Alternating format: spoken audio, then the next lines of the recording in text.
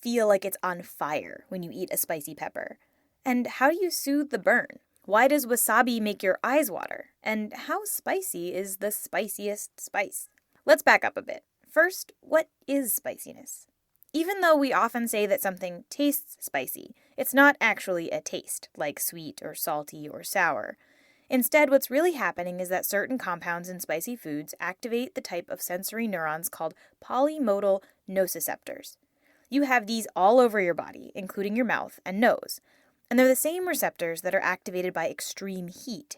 So when you eat a chili pepper, your mouth feels like it's burning because your brain actually thinks it's burning. The opposite happens when you eat something with menthol in it. The cool, minty compound is activating your cold receptors.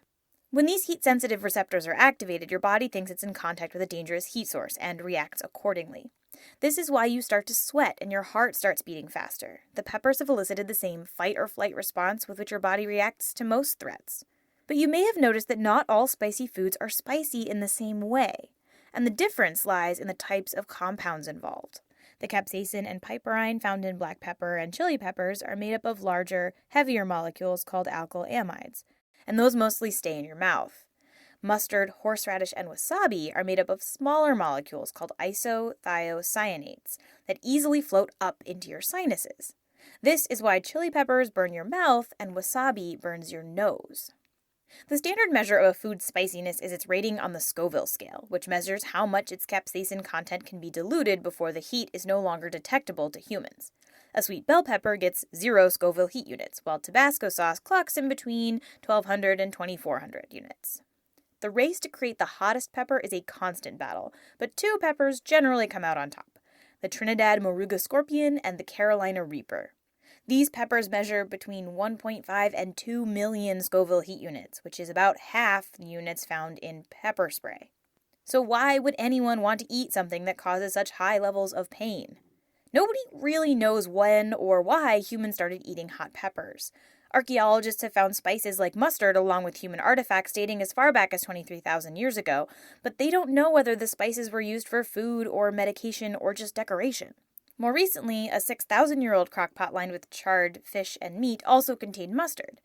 One theory says that humans started adding spices to food to kill off bacteria, and some studies show that spice developed mostly in warmer climates, where microbes also happen to be more prevalent.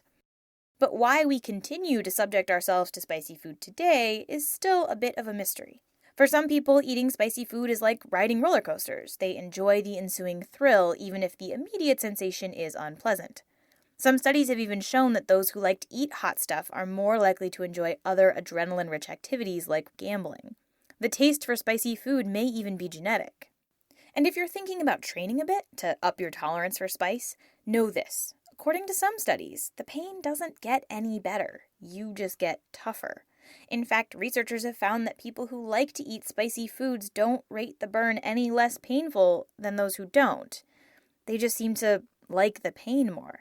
So torment your heat receptors all you want, but remember, when it comes to spicy food, you're going to get burned.